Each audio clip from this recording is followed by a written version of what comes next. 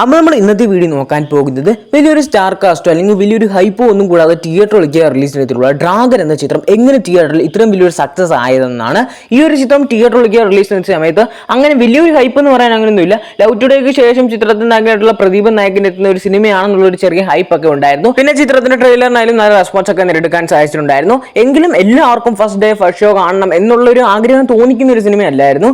ഈ ഒരു ചിത്രത്തിലെ നായകനായിട്ടുള്ള പ്രദീപിന്റെ മറ്റൊരു ചിത്രം ഞാൻ കണ്ടിട്ടുണ്ടായി, ലവ് ടുഡേ. പക്ഷേ ആ ചിത്രം ഈ കുറച്ച് കണ്ടപ്പോൾ പുള്ളിയുടെ ആ ഒരു ഗെറ്റപ്പ് ഒക്കെ വെച്ചാണോ അറിയത്തില്ല, ഫുള്ളൊന്ന് കണ്ടുകൊണ്ടിരിക്കാനായിട്ടുള്ള ഒരു ഇതൊക്കെ ഒന്നും തോന്നിയിട്ടില്ലായിരുന്നു. പക്ഷേ ഈ ഒരു ചിത്രത്തിലെ പുള്ളിയുടെ ലുക്ക് കിടിലമായിട്ട് തന്നെ ഉണ്ടായിരുന്നു. കൂടാതെ തന്നെ ആ ഒരു ചിത്രവും ഞാൻ കണ്ടു കഴിഞ്ഞപ്പോൾ കിടിലമായിട്ട് തന്നെ വന്നിട്ടുണ്ട്. അതുകൊണ്ടൊക്കെ തന്നെ ഈ ഒരു ചിത്രം കാണാൻ നല്ലൊരു പ്രതീക്ഷ തന്നെയൊക്കെ ഉണ്ടായിരുന്നു. ഈ ഒരു ചിത്രത്തിന് ഫസ്റ്റ് ഡേ മുതൽ വളരെ മികച്ച റെസ്പോൺസ് ഒക്കെ നേടാൻ സാധിച്ചു. ഏകദേശം 100 കോടി രൂപയ്ക്ക് അടുത്തോളം ഒരു ഗ്രോസ് കളക്ഷൻ ഒക്കെ നേടിയെടുക്കാൻ സാധിച്ചിട്ടുണ്ടായിരുന്നു. ഈ ഒരു ചിത്രം കണ്ടപ്പോൾ എനിക്ക് തോന്നിയിട്ടുള്ളത്, ഈ ഒരു ചിത്രത്തിന്റെ ആദ്യമൊക്കെ കഥ പറഞ്ഞു പോകുന്നത് ഒരു എന്ന് പറഞ്ഞാൽ ഈ ചിത്രത്തിന്റെ വിജയത്തിന് ഒന്നാമത്തെ കാരണം ഈ ഒരു ചിത്രം എല്ലാവർക്കും റിലേറ്റബിൾ ആയിട്ടുള്ള കാര്യമാണ്. ഇപ്പോൾ നമ്മൾ ഏകദേശം കണ്ടുവരുന്ന ഒരു കാര്യത്തെ അത് സിനിമയിലോട്ട് കൺവേർട്ട് ചെയ്തിട്ട് ഒരു നല്ല രീതിയിൽ തന്നെ ആ ഒരു എടുത്തു വെച്ചിരിക്കുന്ന രീതി തന്നെയാണ് ഈ ഒരു ചിത്രത്തെ വലിയ രീതിയിൽ തന്നെ ഇഷ്ടപ്പെടുത്താനുള്ള ഒരു കാരണം. കൂടാതെ തന്നെ ഈ ഒരു ചിത്രത്തിലെ മെയിൻ ഒരു പാർട്ട് എന്ന് വെച്ചാൽ ഈ ഒരു ചിത്രത്തിന്റെ ഒരു സ്ട്രോങ് ആയിട്ടുള്ള സ്ക്രിപ്റ്റ് ആണ്. ആ ഒരു സ്ക്രിപ്റ്റിലാണ് ഈ ഒരു ചിത്രം മൊത്തം പോകുന്നത്. കൂടാതെ തന്നെ പ്രദീപ് സിനിമകളിൽ കാണാൻ പറ്റുന്ന ഒരു കാര്യമാണ് കോമഡി. പുള്ളിക്ക് നിസ്സാരം എന്ന് പറഞ്ഞാൽ ചില സീൻസിലൊക്കെ പുള്ളി കിഡിലമായിട്ട് തന്നെ കോമഡി ഒക്കെ ചെയ്തു പോയിട്ടുണ്ട്. ഇമോഷൻ വരുന്ന സമയത്ത് പുള്ളി ഇമോഷണലി നല്ല രീതിയിൽ തന്നെ കണക്ട് ആക്കാനും ശ്രമിക്കുന്നുണ്ട്.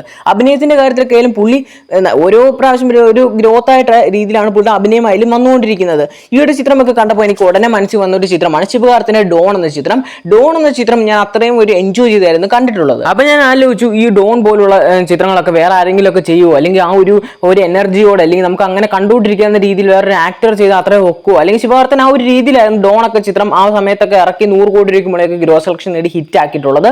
ഈ ഒരു ചിത്രം കണ്ടപ്പോൾ എനിക്ക് ശിവകാർത്തനൊക്കെ ഓർമ്മ വന്നു. ആ സിനിമയെ ശിവകാർത്തൻ ഒരു രീതി ചെയ്തെങ്കിൽ ഈ ഒരു സിനിമ മറ്റൊരു രീതി പ്രദീപ് കിടിലമായിട്ട് തന്നെ ചെയ്തിട്ടുണ്ട്. പുള്ളി എന്ന് പറഞ്ഞാൽ നമ്മൾ ആദ്യമൊക്കെ ഒരു രീതിയിൽ പ്രതീക്ഷിച്ചു പോകുന്ന ഒരു സിനിമ നമുക്ക് കുറച്ചൊക്കെ ആകുമ്പോൾ ഒന്ന് പ്രൊഡിക്റ്റ് ചെയ്യാൻ പറ്റിയിട്ട് ഒരു പോയിന്റ് ആയി കഴിയുമ്പോൾ അതിനെ വേറൊരു രീതിയിലോട്ട് അവർ കൺവേർട്ട് ചെയ്യും. അവിടെ ആയി കഴിയുമ്പോൾ നമുക്ക് വിചാരിക്കും പുള്ളി ഇങ്ങനെ ആയിട്ട് പോയി ഈ ഒരു സംഭവത്തിൽ തന്നെ നിർത്തുമായിരിക്കും, അല്ലെങ്കിൽ ഈ ഒരു രീതിയിൽ പോകുന്നത്. അപ്പൊ അവിടെ നിന്ന് ഒരു ടെസ്റ്റ് ആക്കിയിട്ട് ലാസ്റ്റ് വേറൊരു രീതിയിലാണ് ഈ ഒരു സിനിമ ഒരു കൺവേർട്ട് ചെയ്ത് അവസാനിപ്പിക്കുന്നത്. അത് കിടിലമായിട്ട് എനിക്ക് തോന്നിയിട്ടുണ്ടായിരുന്നു. കാരണം ഈ ഒരു രീതിയിലുള്ള തമിഴ് സിനിമകളൊക്കെ തമിഴിൽ നിന്ന് പുറത്തിറങ്ങുന്നത് കുറവാണ്. കൂടുതലായിട്ടും എല്ലാവരും ഒന്നെങ്കിൽ ത്രില്ലർ വിഭാഗത്തിൽപ്പെട്ട സിനിമകളോ അല്ലെങ്കിൽ കുറച്ച് ആക്ഷൻ ഓറിയന്റഡ് ആയിട്ടുള്ള സിനിമകളൊക്കെയാണ് കൂടുതലായിട്ട് ഫോക്കസ് ചെയ്ത്, അല്ലെങ്കിൽ ആ ഒരു ഫാമിലി എന്റർടൈനർ സിനിമകളൊക്കെ വരുന്നുണ്ടെങ്കിലും ഈ ഒരു കോളേജ് ടൈപ്പ് അല്ലെങ്കിൽ ഈ ഒരു യൂത്തിന്റെ ഇടയിലുള്ള ആ ഒരു ആക്ടറിനെയൊക്കെ വെച്ചുള്ള സിനിമകളൊക്കെ കുറവാണ്. അതിലിപ്പോൾ ശിവകാർത്തികന്റെ ചില സിനിമകളൊക്കെ ആ ഒരു രീതിയിൽ ഡോൺ പോലുള്ള സിനിമകളൊക്കെ വരുന്നുണ്ടെങ്കിലും വേറൊരു ഇപ്പോൾ പ്രദീപിന്റെ സിനിമകളൊക്കെ എടുത്തു നോക്കുകയാണെങ്കിൽ ആ ഒരു ഏജിലുള്ള അല്ലെങ്കിൽ പ്രദീപ് ഒരു യങ് ആയിട്ടുള്ള ഒരു ഓഡിയൻസിനെ കൂടുതലായിട്ടും കണക്ട് ആക്കാനാണ് പുള്ളി ശ്രമിക്കുന്നത്. കാരണം ലവ് ടുഡേയിലായാലും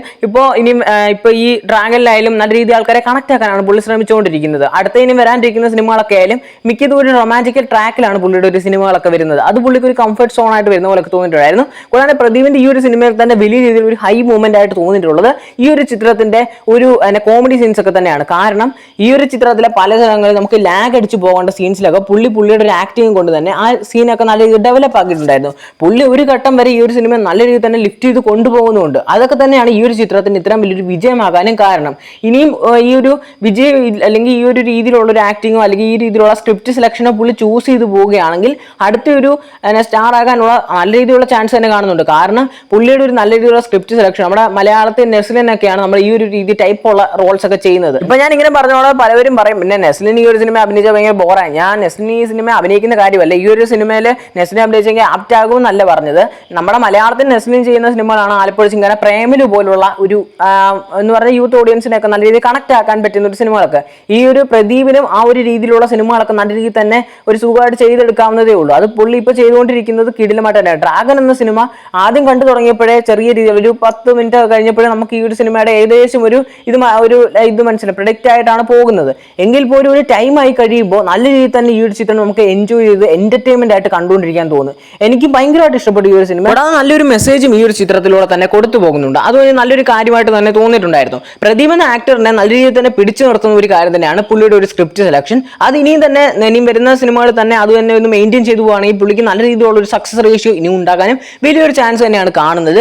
ഈ ഒരു ചിത്രത്തിൽ ഓരോരുത്തരുടെ അഭിനയമായാലും മികച്ചതായിട്ട് തന്നെയാണ് വന്നിട്ടുള്ളത്. ഈ ഒരു ചിത്രത്തിലൂടെ തന്നെ പ്രദീപിന്റെ ഒരു റേഞ്ച് തന്നെ നല്ല രീതിയിൽ തന്നെ ഇപ്പോൾ ഹൈ ആയിട്ടുണ്ട്. കാരണം OTT റിലീസിന് ശേഷം ഈ ഒരു ചിത്രത്തിന് വളരെ മികച്ച ഒരു റെസ്പോൺസ് ആണ് നേടിയെടുക്കാൻ സാധിച്ചിട്ടുള്ളത്. പലവരും പറഞ്ഞിട്ടുണ്ടായിരുന്നു ഈ ഒരു ചിത്രമൊക്കെ തിയേറ്ററിൽ മിസ്സായി അല്ലെങ്കിൽ തിയേറ്റർ എക്സ്പീരിയൻസ് ഒക്കെ നല്ലതായിരുന്നു എന്നൊക്കെ പലരും പറഞ്ഞിട്ടുണ്ടായിരുന്നു. കാരണം ഈ എന്ന് പറഞ്ഞാൽ ലവ് ടുഡേ ഒരു ഹിറ്റ് ആയി, എന്നാലും വലിയൊരു എന്ന് പറഞ്ഞാൽ ഫസ്റ്റ് ഡേ ഫസ്റ്റ് ഷോ കാണാം എന്നുള്ള രീതിയിലൊന്നും ആൾക്കാർ അന്ന് എത്തിയിട്ടില്ലായിരുന്നു പ്രദീപ് സിനിമകളൊക്കെ. പക്ഷെ ഇപ്പോൾ പറയുകയാണെങ്കിൽ പുള്ളിയുടെ ഒരു ഫസ്റ്റ് ഡേ ഫസ്റ്റ് ഷോ ഈ ഒരു ഡ്രാഗൺ സിനിമയ്ക്ക് ശേഷം കാണണമെന്ന് പലവർക്കും തന്നെ തോന്നുന്ന ഒരു സാഹചര്യത്തിലോട്ടാണ് ഇനിയും വരുന്നത്.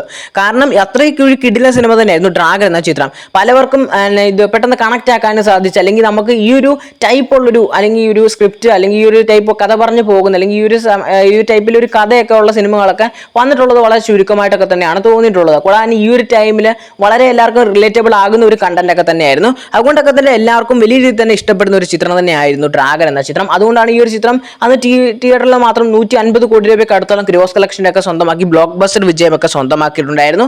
എനിക്ക് പേഴ്സണലി ഈ ഒരു ചിത്രം കണ്ടപ്പോൾ നല്ല രീതിയിൽ തന്നെ ഇഷ്ടപ്പെട്ടു. നല്ല രീതിയിൽ നമുക്കൊന്ന് എൻജോയ് ചെയ്ത് ഒരു 2-2.5 മണിക്കൂറൊക്കെ നല്ല രീതിയിൽ തന്നെ എന്ന് പറഞ്ഞാൽ ഫ്രീ ആയിട്ടിരിക്കുകയാണെങ്കിൽ നല്ല രീതിയിൽ എൻജോയ് ചെയ്ത് കാണാൻ പറ്റിയ ഒരു കിടിലൻ ചിത്രം തന്നെയാണ് ഡ്രാഗൺ എന്ന ചിത്രം. ഈ ഒരു ചിത്രത്തിലൂടെ തന്നെ പ്രദീപ് എന്നൊരു ആക്ടറിന്റെ അടുത്തൊരു ഗ്രോത്ത് ആണ് നമുക്ക് കാണാൻ സാധിക്കുന്നത്. ഏതായാലും പ്രദീപിന്റെ കരിയറിലെ തന്നെ മികച്ചൊരു ചിത്രം തന്നെയാണ് ഡ്രാഗൺ. എനിക്ക് പ്രദീപിന്റെ ചിത്രങ്ങളിൽ ഏറ്റവും ഇഷ്ടപ്പെട്ട ഒരു ചിത്രം കൂടെ ഡ്രാഗൺ എന്ന ചിത്രം തന്നെയാണ്. എന്തായാലും ഈ ഒരു ചിത്രം നിങ്ങളും കണ്ടു കാണും. നിങ്ങളുടെ ഈ ഒരു ചിത്രം കണ്ടപ്പോൾ ഉള്ള ഒരു പേഴ്സണൽ ആയിട്ടുള്ള അഭിപ്രായം തീർച്ചയായും കമന്റ് ചെയ്യുക. കൂടാതെ തന്നെ ഈ ഒരു വീഡിയോയെക്കുറിച്ചുള്ള നിങ്ങളുടെ പേഴ്സണൽ ആയിട്ടുള്ള അഭിപ്രായങ്ങളും തീർച്ചയായും കമന്റ് ചെയ്യുക.